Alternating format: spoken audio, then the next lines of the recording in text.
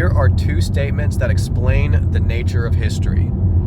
If I have to choose between you or me, I'm going to choose me, right? If I got to choose, I'm going to go with me. But the truth is that I don't have to choose between you and me. It can be both of us. We could both be happy, right? So that explains eons and ages of war and trade, right? Unity and conflict, right? So duality and non-duality, they're both very fundamental to reality.